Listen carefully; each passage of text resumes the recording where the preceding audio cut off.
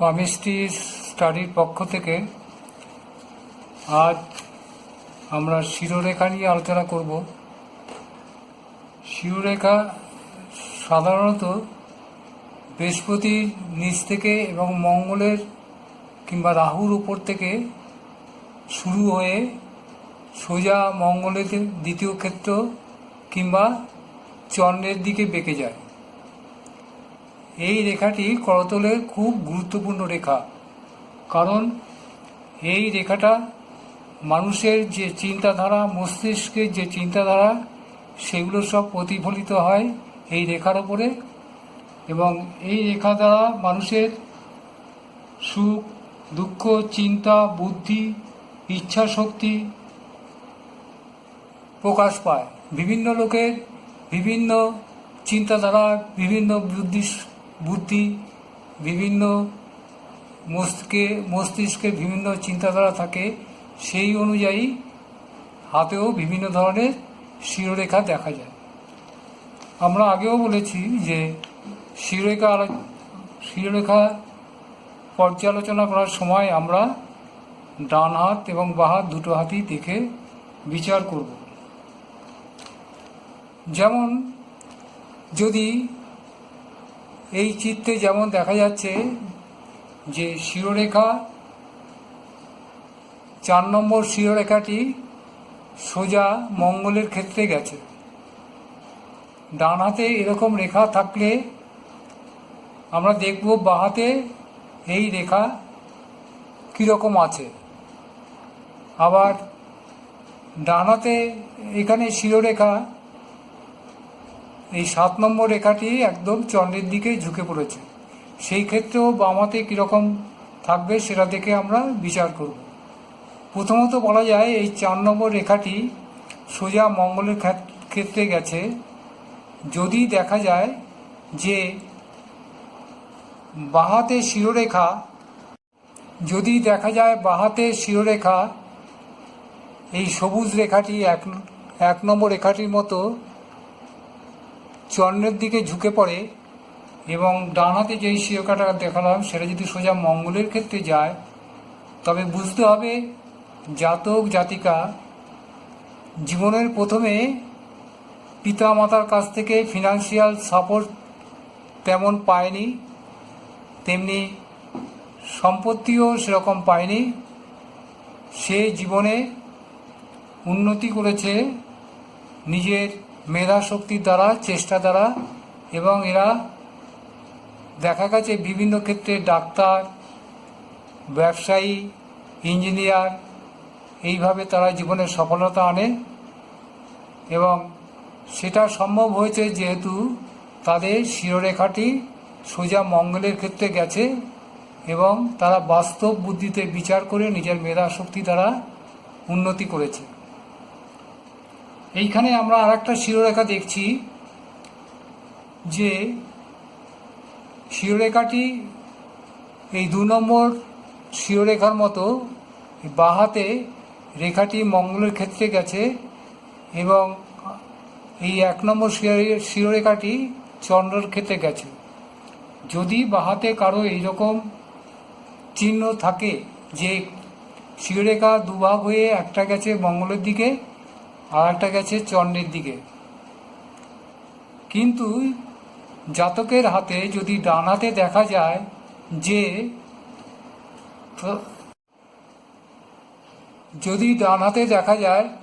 যে শিরোরেখাটি এই 4 নম্বর রেখাটির মতো সোজা গেছে, তবে ধরে নিতে হবে, বুঝতে হবে যে জাতক কিংবা জাতিকা সে কল্পনাপ্রবণ না হয়ে বাস্তবটাকেই গ্রহণ করেছে।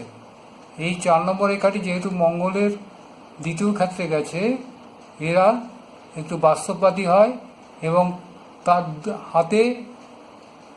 বাঁ হাতে দুটো থাকলেও, একটা চন্দ্রের দিকে আর একটা মঙ্গলের দিকে থাকলেও, সে বাস্তবতাই গ্রহণ করেছে জীবনে। যাই হোক, আমরা আরও কয়েকটি শিরোরেখা নিয়ে আলোচনা করছি। যদি দেখা যায় ডান হাত এবং বাঁ হাতের শিরোরেখা একই রকম আছে, শিরোরেখা ডান হাতে যদি মঙ্গলের দিকে যায়, বাঁ হাতেও যদি শিরোরেখা মঙ্গলের দিকে যায়, কিংবা ডান হাতে শিরোরেখা যদি চন্দ্রের দিকে যায় এবং বাঁ হাতেও যদি সেরকম ইঙ্গিত থাকে, একই রকম থাকে, তাহলে বুঝতে হবে সে জীবনের প্রথমে কোনো প্রতিকূল পরিস্থিতির সম্মুখীন হয়নি। আর একটা ব্যাপার আমরা শিরোরেখা নিয়ে আলোচনার ক্ষেত্রে বলবো যে শিরোরেখা তিনভাবে শুরু হয়। কখনো বা রাহুর ক্ষেত্র কিংবা মঙ্গলের প্রথম ক্ষেত্র থেকে, কখনো বা বৃহস্পতির কাছে এখানে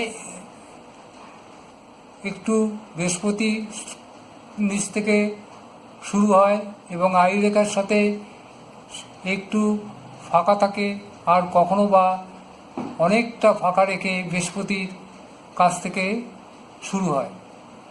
তাহলে প্রথম যেটা আমরা আলোচনা করছি, যদি দেখা যায় যে শিরোরেখা আয়ুরেখার ভেতরের দিক থেকে শুরু হয়, এই যে 5 নম্বর রেখাটি, এই যে আয়ুরেখাটি আছে, তাকে ক্রস করে এই আয়ুরেখার ভেতর দিক থেকে শুরু করে চন্দ্রের দিকে এগিয়ে গেছে।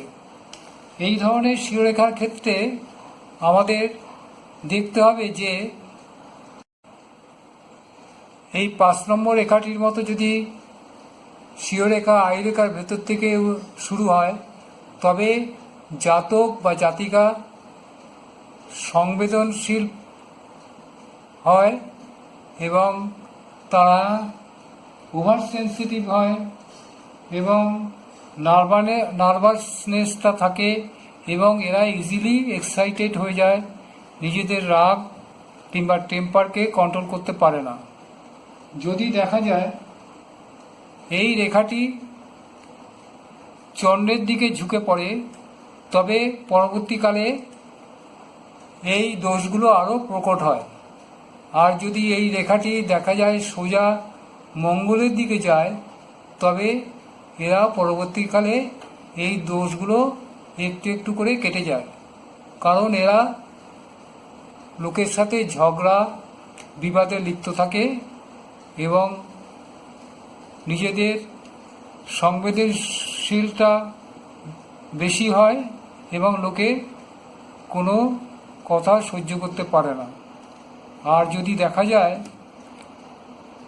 যে এই রেখাটি আরও চন্দ্রের দিকে ঝুঁকে পড়ে, তবে সেই ক্ষেত্রে এদের পরবর্তীকালে আরও ভয়ানক খারাপ পরিস্থিতির সম্মুখীন হতে হয় এবং এরা সাধারণত নেশায় আক্রান্ত হয়।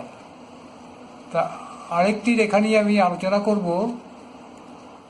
যেই রেখাটি যদি দেখা যায় যে আয়ুরেখা থেকে একটু বিচ্ছিন্ন হয়ে বৃহস্পতির নিচ থেকে রেখাটি উৎপত্তি হয় এবং এই রেখাটি যদি সোজা মঙ্গলের ক্ষেত্রে যায়, তখন আমরা দেখব যে জাতক জাতিকা এই 4 নম্বর রেখাটির মতো যদি রেখাটি জাতক জাতিকার হাতে থাকে, তবে এদের ব্রেন পাওয়ার খুব বেশি হয়, এরা চট করে সঠিক সিদ্ধান্ত নিতে পারে এবং এদের ডিটারমিনেশন থাকে। সাধারণত এরা ভালো নেতৃত্ব দিতে পারে এবং লোকের আস্থা অর্জন করতে পারে। এদের এই ডিটারমিনেশনটা তাদের জীবনে অনেক সাফল্য এনে দেয়। এছাড়া এই রেখাটি যদি এই 7 নম্বর রেখার মতো, শুধু 7 নম্বর রেখার মতো যদি চন্দ্রের দিকে ঝুঁকে থাকে, তবে এরা একটু মুডি হয়ে পড়ে এবং মুডের ওপর কাজকর্ম করে। আর যদি 4 নম্বর এবং 7 নম্বর এই রেখাটি, 4 নম্বর রেখাটি একটি শাখা যদি 7 নম্বরের মতো হয়, তবে তারা ওয়েল ব্যালেন্সড হয়। তাদের যেমন বাস্তব বুদ্ধি থাকে, তেমনি তাদের কল্পনাও থাকে, ইমাজিনেশন শক্তিটা থাকে। সুতরাং এই রেখা, এই আয়ুরেখা থেকে একটু ফাঁকা অবস্থায় শিরোরেখা খুব শুভ ফল দেয়। যদি দেখা যায় যে শিরোরেখা এই যে আমাদের এখানে সবুজ রেখাটি আছে 1 নম্বর রেখা, এর মতো যদি লাইফ লাইন থেকে অনেকটা দূরে থাকে তবে বুঝতে হবে যে এই ধরনের জাতক জাতিকা তাদের নিজের ওপর কোনো কন্ট্রোল থাকে না, এবং কারণ তাদের মস্তিষ্কে ব্রেনে ব্লাড সার্কুলেশনটা বেশি হয় এবং তারা সহজেই রেগে যায় এবং এদের একটা অনিদ্রা ভাব থাকে। আর এদের কোনো এইম থাকে না, কাজ করার কোনো এইম থাকে না, এবং এদের এই ধরনের জাতক জাতিকা তাদের মত, তাদের প্ল্যান বারবার পরিবর্তন করে এবং এরা সাধারণত খারাপ পথে গিয়ে নাম করার একটা ইচ্ছা থাকে। এবং এই রেখাটি যদি মঙ্গলের দিকে যায় তবে এদের এই খারাপ গুণগুলো একটু কম থাকে, কিন্তু চন্দ্রের দিকে গেলে পরে এদের এই গুণগুলো, এই দোষগুলো আরও বৃদ্ধি পায়। সুতরাং এই ধরনের জাতক জাতিকার তাদের রাগের জন্য তারা জীবনে অনেক ঝামেলা এবং ঝঞ্ঝাটে জড়িয়ে পড়ে। আমি আরেকটি শিরোরেখা নিয়ে আলোচনা করব। এই 7 নম্বর শিরোরেখাটি, এটা শুরুতে আয়ু রেখার সাথে সংযুক্ত হয়ে এগিয়ে এসছে। এই শিরোরেখা কখনো চন্দ্রের দিকে যায়, কখনো বা মঙ্গলের দিকে যায়। এই রেখাটি জাতক জাতিকার হাতে থাকলে তারা সংবেদনশীল হয়, ওভার কসাস হয় এবং নিজের প্রতিভা ও গুণকে তারা ছোট করে দেখে। এই রেখা যদি চন্দ্রের দিকে ঝুঁকে পড়ে তবে এই দোষগুলো আরও বৃদ্ধি পায়। আর যদি এই রেখাটি মঙ্গলের দিকে যায় তবে এটা খুব ভালো ফল দেয়। তাদের ডিটারমিনেশন ভালো হয়, সংকল্প থাকে, প্ল্যান প্রোগ্রাম করে কাজ করতে পারে এবং তারা অনেক কাজ পরিকল্পনা মাফিক শেষ করতে পারে এবং জীবনে অনেক উন্নতি করতে পারে। আর একটি আমি শিরোরেখার উপর যে চিহ্ন নিয়ে একটি কথা বলবো। সে হচ্ছে শিরোরেখার উপর যদি এরকম জব চিহ্ন থাকে, যদি বৃহস্পতির ক্ষেত্রে থাকে তবে আর্লি লাইফে তাদের উইল পাওয়ার কম থাকে, পড়াশোনার ইচ্ছা কম থাকে। আর যদি শনির ক্ষেত্রে থাকে, এই শনির ক্ষেত্র এইখানে যদি জব চিহ্নটা দেখা যায় শনির নিচে শিরোরেখার ওপর, তবে তারা বিষাদগ্রস্ত হয় এবং তারা একাকিত্ব ভালোবাসে। আর যদি রবির নিচে থাকে তবে তাদের দৃষ্টি শক্তি নিয়ে একটি সমস্যা হতে পারে। আর যদি বুধের ক্ষেত্রে থাকে তবে তারা জাতক জাতিকার যে থাকবে তারা ওল্ড এজে সাধারণত নার্ভাসনেস, ব্রেইনের সমস্যা নিয়ে অসুবিধায় পড়তে পারে। তারপরে বলবো যে শিরোরেখার উপর যদি শিকল চিহ্ন থাকে তবে সাধারণত জাতক জাতিকার মানসিক অসুস্থতা বোঝায় এবং এই মানসিক অসুস্থতার থেকে শারীরিক অসুস্থতা জন্ম নেয়। সুতরাং এই শিকল রেখাটি শুভ ফল দেয় না। এখানে আরেকটি হেডলাইন নিয়ে আলোচনা করব। এই হেডলাইনটি, যেটা লাল রঙের 3 নম্বর হেডলাইনটি দেখা যাচ্ছে, এই হেডলাইনটি যাদের হাতে থাকে জাতক জাতিকা এই হেডলাইনের জন্য একটু অর্থলোভী হয় এবং তারা অর্থ আয়ের জন্য সারা জীবন চেষ্টা করে এবং অর্থ ছাড়া, আয় করা ছাড়া এদের জীবনে অন্য কোনো ব্রত থাকে না। এরা স্বার্থপর হয়ে থাকে। আরেকটি রেখা, এই যে শিরোরেখাটা, যেই রেখাটি সোজা নেমে এসে দুটো ভাগ হয়েছে প্রান্তে, একটা গেছে মঙ্গলের দিকে আর একটা চন্দ্রের দিকে নেমে গেছে। এই ক্ষেত্রে জাতক জাতিকা ডবল মেন্টালিটির লোক হয়, মানে এদের যেমন বাস্তবতাও থাকে তেমনি আবার কল্পনাপ্রবণ ভাবপ্রবণও হয়। এই ধরনের শিরোরেখা যাদের হাতে থাকে দেখা গেছে তারা উত্তরাধিকারী সূত্রে পাওয়ার মানে ক্ষমতা এবং অর্থ পেয়ে থাকে। আজকের এই শিরোরেখা নিয়ে আলোচনা আজ এখানেই শেষ করব। পরবর্তীকালে আমরা এই শিরোরেখার উপরে বয়স কী করে নির্ধারণ করে সঠিকভাবে ঘটনা বর্ণনা করা যায় সেই নিয়ে আলোচনা করব। আজকে এখানে শেষ করব। আশা করি সবাই ভালো থাকবেন।